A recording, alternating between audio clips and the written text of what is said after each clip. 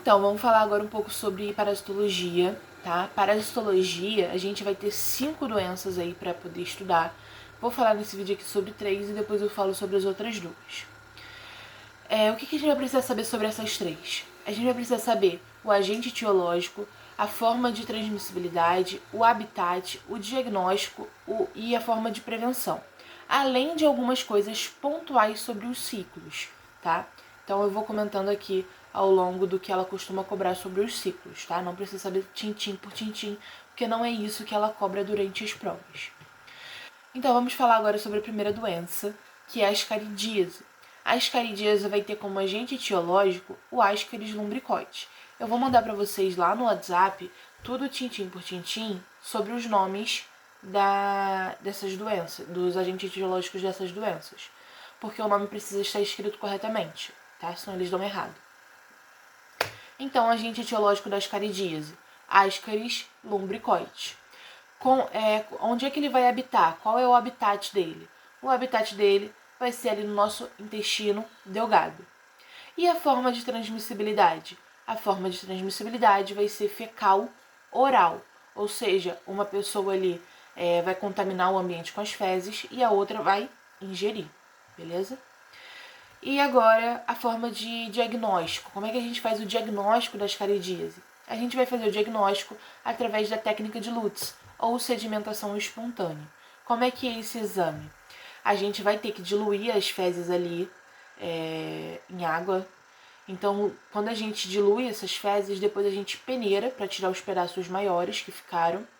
E esse líquido, depois que foi filtrado, né, depois da gase, a gente vai esperar ali um tempinho. Quando a gente espera esse tempinho, vai acabar ocorrendo uma sedimentação.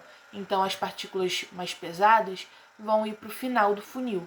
Quando ele vai para o final do funil, a gente vai conseguir observar ali, principalmente, a presença de ovos desse parasito, beleza? Então, forma de diagnóstico é técnica de Lutz ou sedimentação espontânea. E agora sobre o ciclo, o que a gente precisa saber? Vou resumir aqui como é que acontece, tá? Então, primeiro, uma pessoa que estava contaminada, ela elimina suas fezes ali no meio ambiente e dentro dessas fezes tinha ovos fertilizados de Ascaris lumbricoides. E esses ovos fertilizados vão contaminar água e alimentos. Então, uma outra pessoa, ou ela mesma, ela pode se reinfectar, mas vamos falar aqui que uma outra pessoa ela vai e consome esses alimentos que estavam contaminados com ovos larvados, com ovos fertilizados em L3. Então, a pessoa consumiu aquele alimento com ovos em L3. E esses ovos em L3 vão eclodir lá no intestino delgado. Quando eles eclodem lá no intestino delgado, essas larvinhas elas vão fazer uma migração. Elas vão passar daqui da luz do intestino delgado para dentro da corrente sanguínea, ou seja, ela vai atravessar a mucosa. Quando ela atravessa essa mucosa, a gente vai falar que ela está fazendo ali o ciclo de Loss.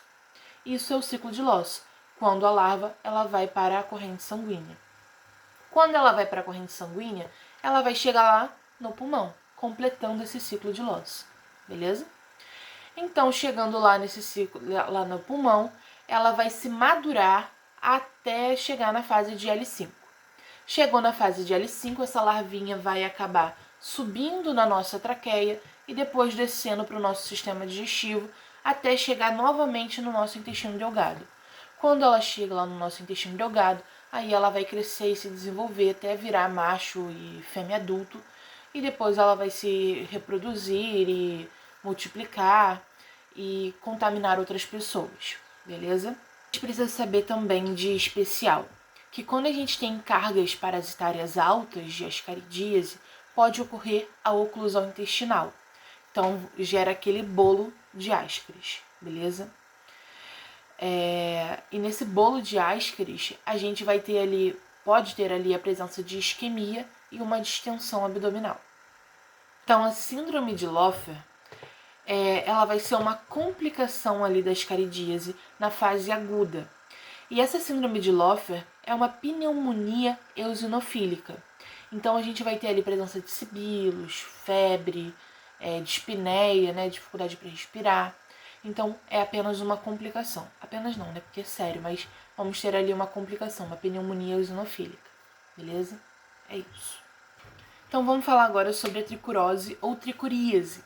Essa tricurose ou tricuríase vai ter como agente etiológico Trichuris trichiurea e vai ter como habitat o nosso intestino grosso. Então o nosso intestino grosso vai ser o protagonista dessa vez, tá? E a forma de transmissibilidade? Também fecal oral. E a forma de diagnóstico? Também a técnica de Lutz. E a forma de prevenção? Também a mesma daquela da ascaridíase, tá? E como é que vai ser o ciclo? O que a gente precisa saber aqui do ciclo?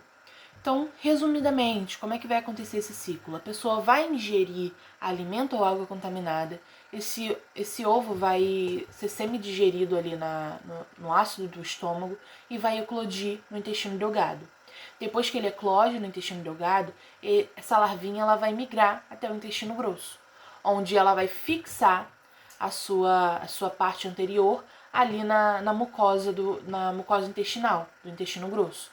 E ali ele vai ficar sugando o sangue porque ele é hematófago, beleza? Então, Trichuris trichiurea é hematófago. E o que a gente precisa saber sobre sintomas? Palavras-chave da Trichuris trichiurea.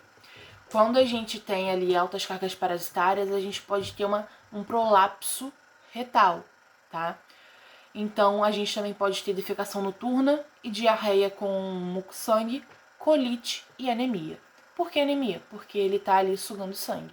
Então, altas cargas parasitárias pode causar isso, beleza? Então, essas são as palavras-chave ali dos sintomas da Trichuris trichiurea.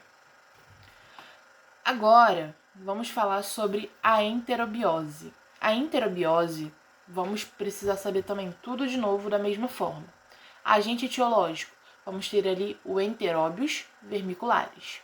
O habitat desse Enteróbios, o habitat vai ser o intestino grosso também.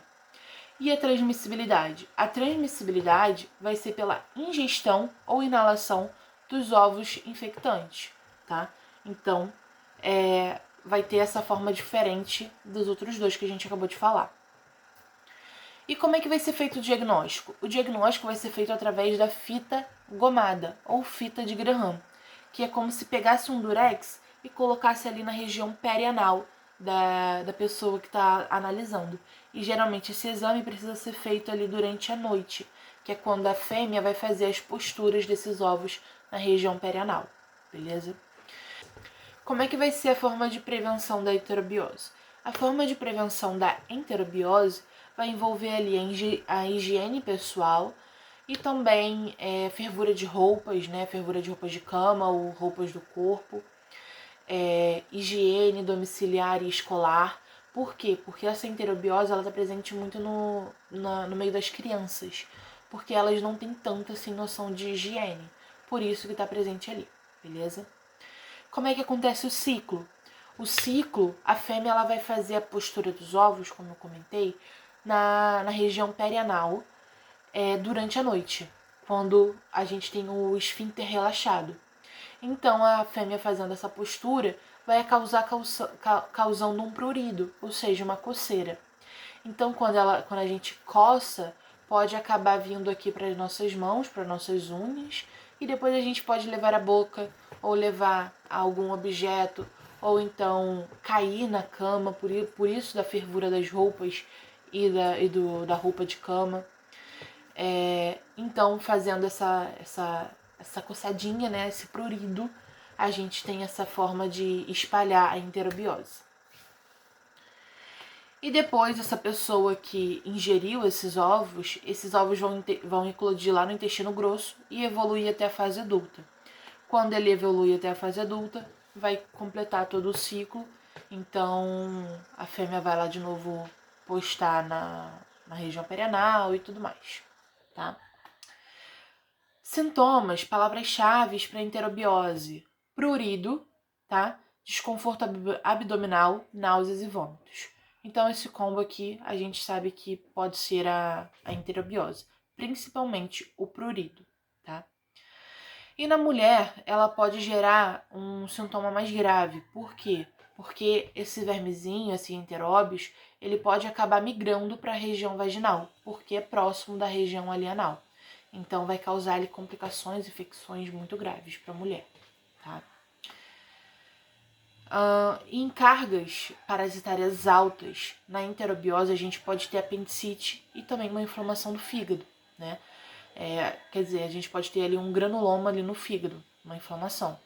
Por quê? Porque ele pode fazer essa migração até esses outros locais onde ele não é tão comum, tá?